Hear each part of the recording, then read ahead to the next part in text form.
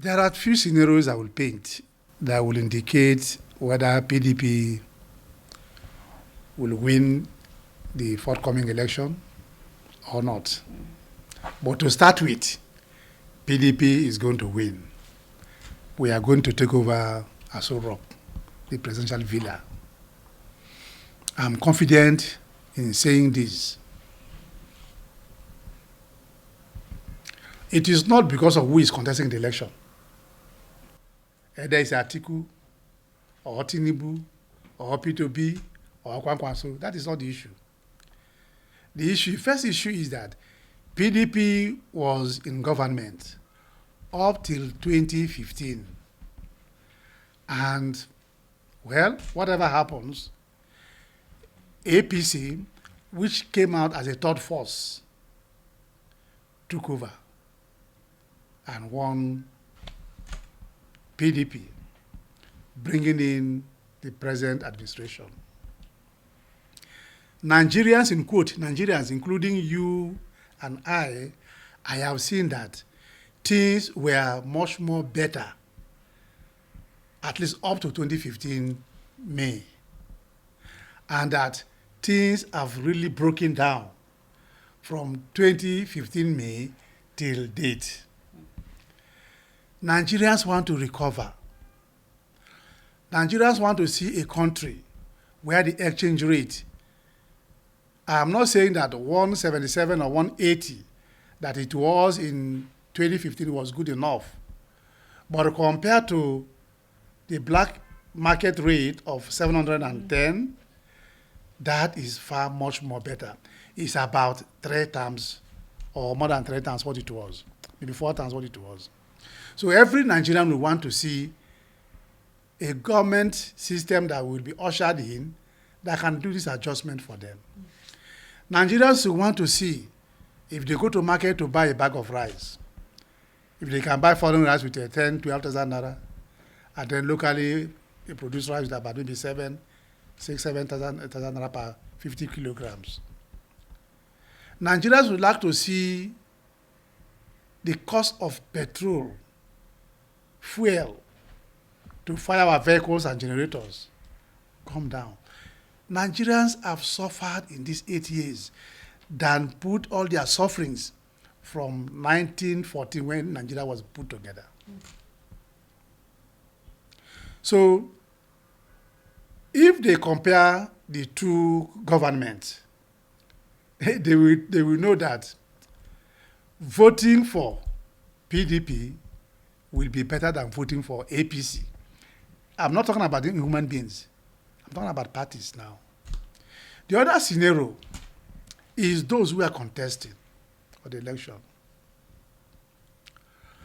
People say if you want to go to the high sea to fish, if you want to join somebody to the high sea to fish, join him in the lower waters, in the creeks.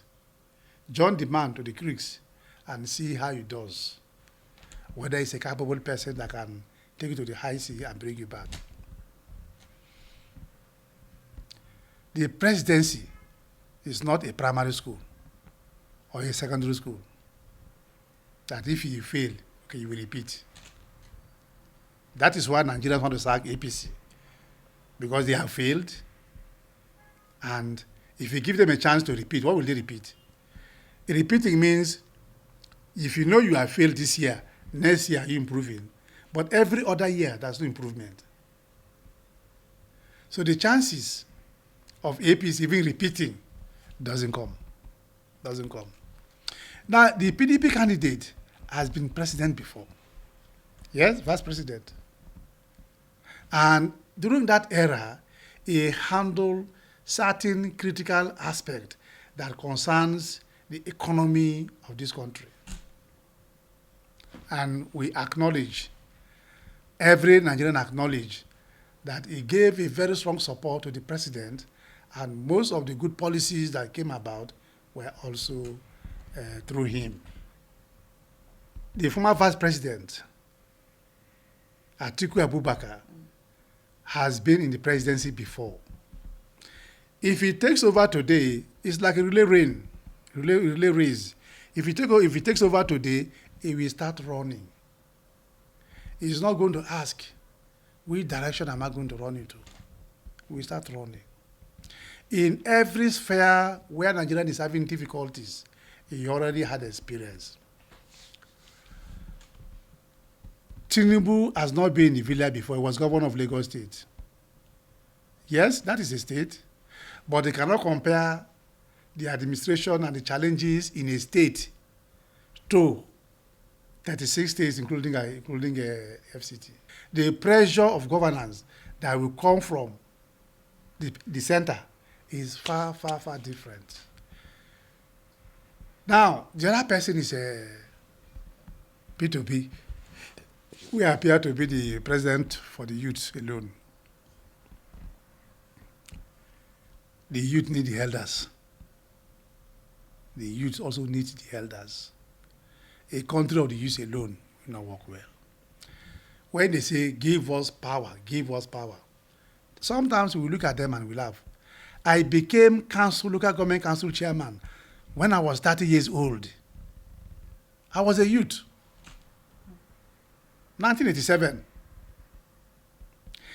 There were many, including the running mate to the PDP presidential candidate, Atiku Ayokowa, was also either a councillor or a chairman when he was either in his late 20s or about 30. It's not only these people. Just check many of those that we are having offices now that are still in government, including James Manager, Ekwere Mato. Those Ekwere Mato, they were less than 30 years when they had these positions. So you start as if youth, we are not having something. When a youth get a position, he struggle and work hard and start getting promotion gradually and maybe comes to a certain higher level. So my thinking about that one, those youth who are running around P2B and obedient, they should struggle themselves by themselves. Either become councillor, become chairman of their local government council, go to House of Assembly. If they take over all these offices, they will influence the system. Now, they are not doing so. They are just, all of them are putting their eggs in one basket, pushing P2B. P2B have been a governor of Anambra State. He said he did very well because it was not moving in a convoy, because it was not that he saved how many billions. When he saved that money, were there no problems in Anambra State? Was Anambra cleared of all the problems? Anambra was infested, just as today, with many problems. Then he saved money and left the government. I say he did well. He didn't go there to say, is he a bank? He didn't go there to save any money. He went there to use the resources to develop the state, empower the people. Now you have this much money, why not empower the people? You have this much money, why not develop the state? I know intellectually is very sound, I'm not going with him. But you see, theory sometimes different from the practicals. That is why when we're in secondary school or the university, they will teach you a particular subject, theory for some time. Say, God, let's go and see how it would be. The person that is getting A during the test, during the periodic test, on the theory, may even fail during the practicals. Because practicals is different from theory. And you don't just carry somebody who is so full of theories and then go in. If he's working as a vice president to a sitting president, I think he will do very well. That is one aspect. The other aspect is these individuals who are contesting election, they are not contesting election because they are. They are contesting election because a group of people called a political party are bringing them forth. APC has a spread in this country everywhere. PDP has a spread in this country everywhere. Labour Party, they don't have offices in my state. They have offices in my state. I will talk about my state. Yes, they don't have office. They don't have office in my local government area. They don't have office in my unit, in my ward. They don't have offices because you see, the Nigerian election, the way it goes, when the polling unit will be put together, it will start from the unit, and then go up to the ward, and then go up to the local government area. You even need people that should be agents. Should be agents. Now, if you don't have the spread across the whole country, you might get some major votes from certain areas, but that will not give you the victory because you don't have the spread. You need to get an agent in every polling unit. You need to get canvassers in every polling unit. Ask those who are making all this shouting in the social media, which ward did they come from? Which unit did they come from? It's not, we are not going to vote on the internet. We are not going to vote on the phone. We will go to our units. We will go to our wards and vote. It's not even having do you have your PVC? Having your PVC is not enough. Some people who are registered maybe in Port Harcourt, they have their PVC there in Kaduna. And on the day of the election, we are not in the US or advanced countries where wherever you are, you can still vote in your unit, wherever you are, wherever your unit is. So that is also another scenario I want to paint. If you look at this scenario, APC has a real spread in the whole country. PDP has a real spread in this country.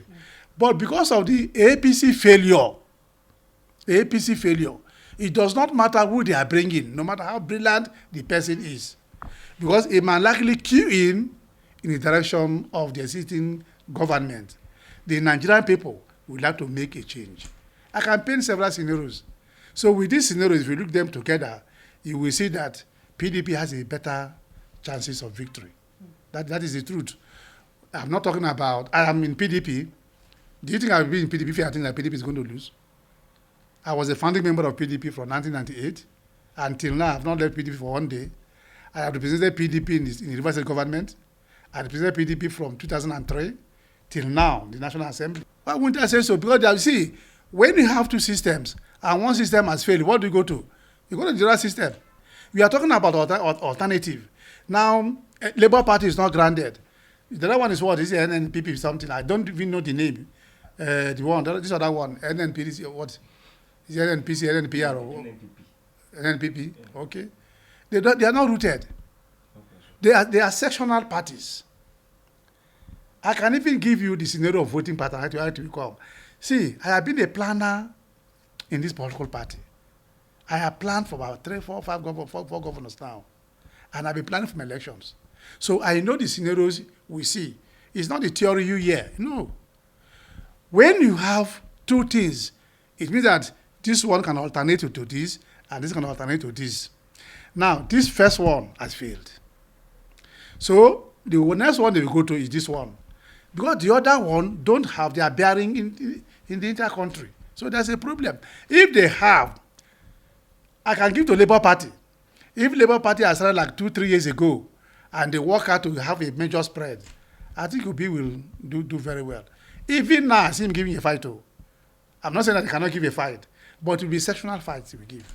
Sectoral fight. It can't be a total fight of the whole country. So PDP has no crisis. No, PDP has no crisis. They are internal matters. They will be solved at the appropriate time. They are internal matters. It does not, all those people that you refer to, I don't want to mention names, they are still in PDP. If you are so bitter about the PDP, you should leave PDP now. So we know that we have lost this great man. We are in trouble. Are you getting me? It has not happened so. Rather, many of them are even bringing people from APC to join our party. Are you not seeing it? Most of these people you are mentioning are bringing, canvassing people from other political parties to PDP. Just like how so other PDP, political parties are also it doesn't matter. It doesn't matter. What I'm saying is that those are people that say that there are crises in the party, the people you want to refer to, they are also working hard to bring people to the party. Because the first thing is the party. And as a party, we may have our internal problems. APC has internal problems. So they have major internal problems.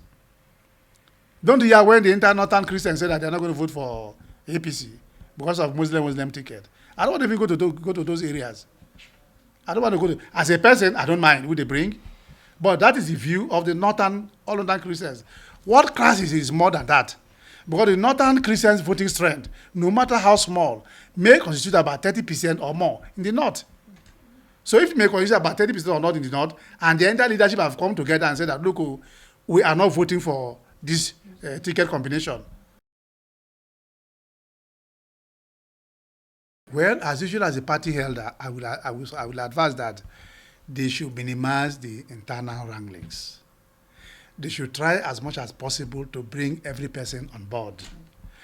You know, as a people, sometimes if you give up to win, it can be win-win-win situation. Sometimes you have to endure, sometimes you have to kneel down to get what you want to get.